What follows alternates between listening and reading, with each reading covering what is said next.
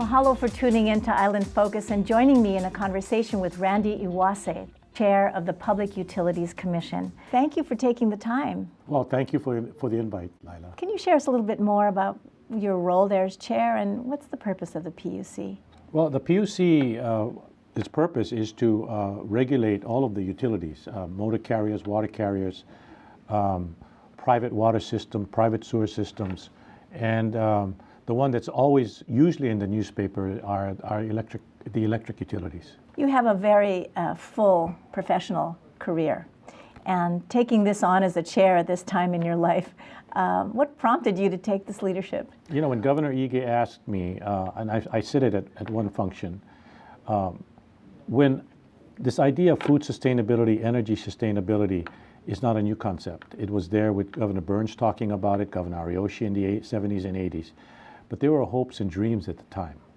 Now, today, those hopes and dreams are on the verge of becoming a reality. And it is important, I believe, for us to do it right, to create an energy blueprint for our future that we can pass on to our future generations. That's our obligation, I believe, Lila, to create the kind of better future that our predecessors gave to us. And so when he asked, it was an opportunity. I was excited. I was 8 years retired, and I would not have come out but for the fact that this is an opportunity to create that future again.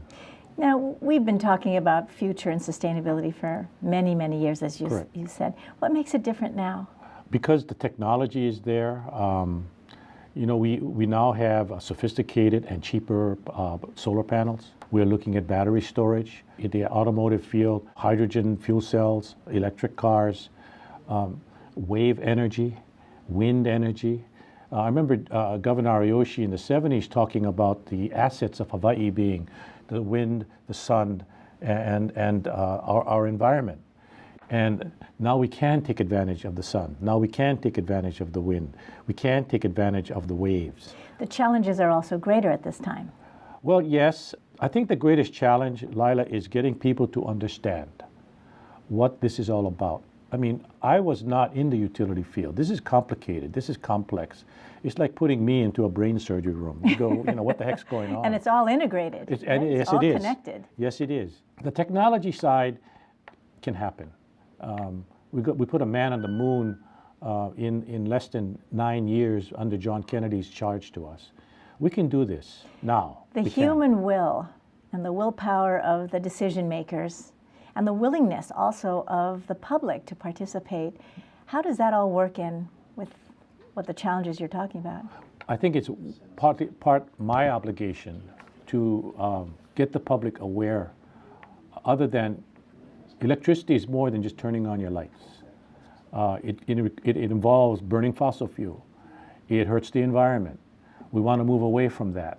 We have renewable resources. It may cost more in the short term, but in the long term it benefits Hawaii. And that's really kind of my job and the job of the elected officials. And Governor Ige has been a strong supporter of renewables. And Hawaii is in the lead in many respects in the renewable field.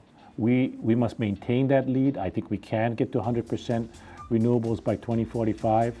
An island like Kauai on certain days are using 98% renewables with the solar and the wind.